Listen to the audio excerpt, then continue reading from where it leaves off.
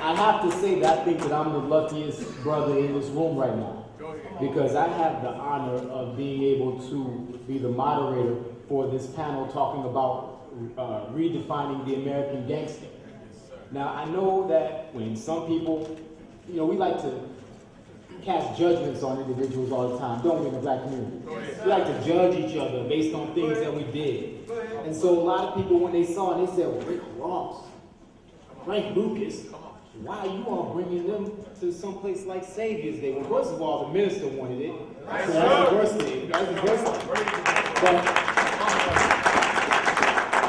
But if there's a group that believes in allowing everyone to tell their story of redemption, I can't think of a better location and a better atmosphere than coming to speak at Saviour's Day with the Nation of Islam, members of the Nation of Islam, and others who have joined us all from across the United States. Do you agree with that? Yes, sir. As far as my family go, I always kept a close-knit family from the day I was born, I guess, until now. My mama taught me how to pray. If I die, my soul get lost. It ain't nobody's fault but mine. I want to tell you something. I got a son sitting over there now I love better than anything in the world. I got 7 kids, and I love all my kids. Every one of them. Every one of them. We kept it together. I don't know how, but me and my little Puerto Rican wife over there, we kept it together. We've been together since 1969. Right. God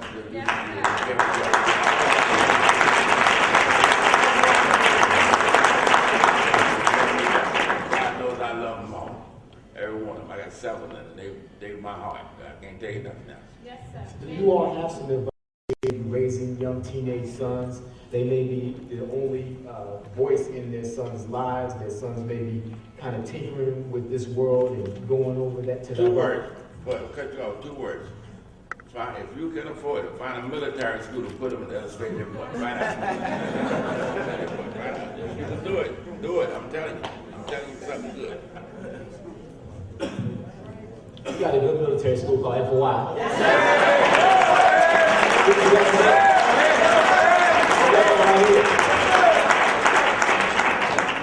I think that we all have to pay close attention to our children, and we also have to listen to what they're saying.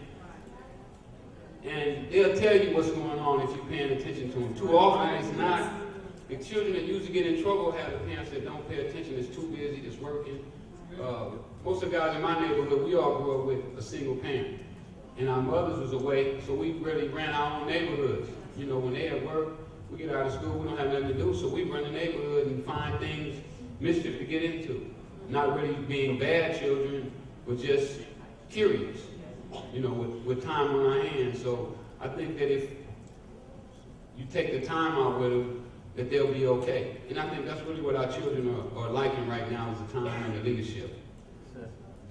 Well, brothers and sisters, I wanted you all to, we got one more question, and then remember that we have a plenary session after this where Mr. Frank Lucas and Mr. Rick Ross will be available. They'll be up there. You can see them again.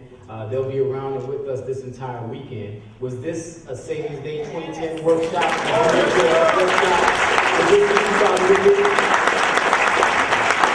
Assalamu alaikum, everybody. Happy Saviour's Day. This is Omar Muhammad from A1 Video. I wanted to ask both of you gentlemen about the business aspect. I know the speaking is great, to go around to the schools, talk to the children, teach them to do the right thing. But the imagery on the street, it remains the same. The fine cars, the money, the roads, that's what they attracted to. They always going to be. So the thing is, you two are business geniuses. That's the way I see it. You are geniuses up here. How can that talent be used on the business aspect? The foundation is great. Shah just touched that. That's a beautiful thing.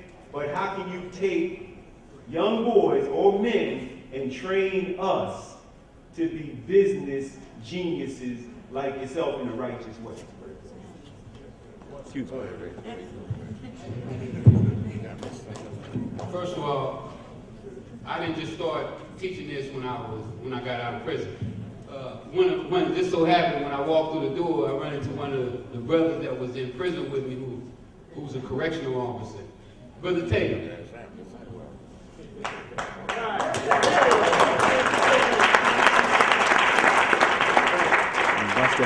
there is remarkable. I mean, he's the one that made sure we had our tape from the minister. He wrote us in.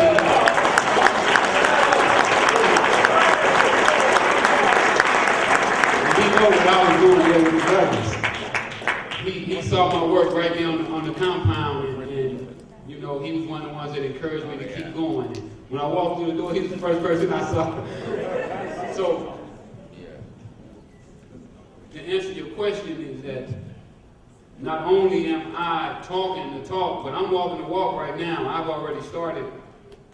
I mean, I'm in so many businesses right now. I got a bells bombing service that I partnered up with somebody. What I do is I find people with businesses that are not doing as well as they could be, and I go in and I start helping them just on the strength. Right. I don't want no money. I ain't looking for nothing from them right off the bat. Not until I make the business better. So when I go around and I talk to the kids, I let them know that. And I try to take as many as I can around with me when I go. I'm starting a trucking company right now. I hooked up with a guy, he does truck repos. So they get trucks that are not working, and when they get those, they just basically throw them away. So I picked up 3 trucks like that there, diesel trucks. So I'm taking my entrepreneur skills and I'm putting them in ways that they can see. Because one of the problems with us is we don't have people that we can see doing business. Exactly, yes. Our young ball players, the reason that they're letting these white people control their money because they don't trust blacks. They don't trust us. And I know that they're looking for somebody that they can hand $30, $40 million and know that they're going to get their money back. You know, right now I'm doing my movie myself independently. I'm raising the money on my own. I turned Hollywood down. I turned Sony down. I walked out on the president of Sony Pictures, the president of Universal, because I'm going to show our people that we can do things on our own. You know, those days of niggas not being able to do shit is over with as far as I'm concerned. I'm going to show them that we can do anything. If Frank can go over to the jungles and what's the name? That's it. That's right.